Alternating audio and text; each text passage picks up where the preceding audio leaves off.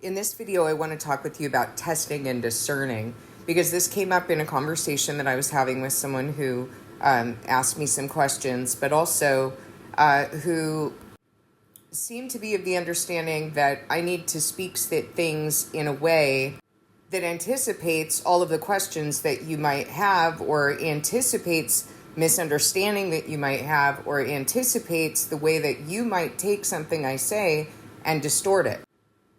Peter acknowledged that Paul spoke about a lot of things that were complex, that were abstract, and that people who were unstable distorted the things that Paul said.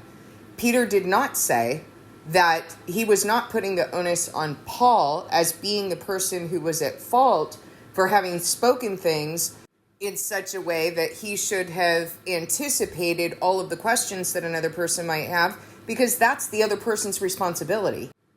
I want to make sure that you guys understand that you have a responsibility to test the spirit in a person and to discern the fruit that's coming from a person.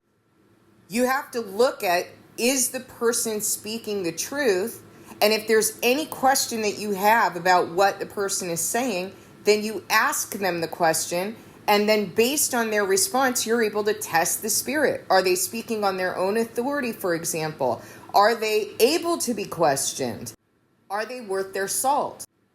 Or do they get angry that you're asking a question? Or do they somehow think that above reproach means that they're above questioning, which is a ridiculous interpretation of what above reproach even means. Jesus answered questions.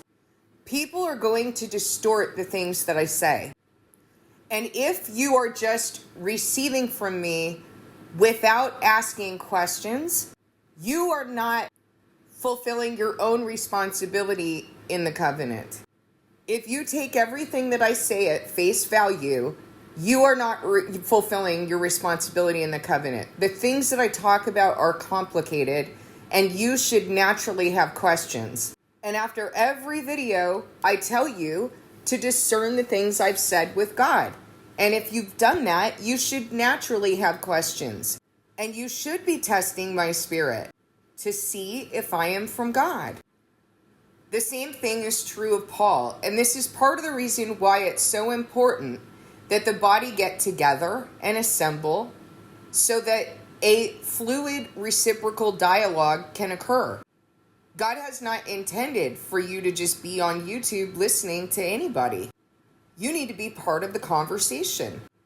So I want to be clear that I am going to talk about things on this channel and have spoken about things on this channel. And if I'm wrong, I'll correct myself. I am happy for you to ask questions because it gives me an opportunity to test myself and to provide clarification. But that's not my responsibility for you. You have responsibility for you. I have responsibility for me. I will test. I will answer the questions. I will respond.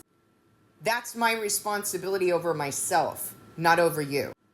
Because of my covenant with God and what it is that I'm doing, I do feel accountability to you. So I will answer your questions. I will test myself.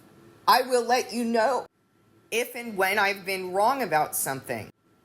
But you need to understand the difference between me being responsible for myself and me being responsible for you. I'm responsible to you, not for you.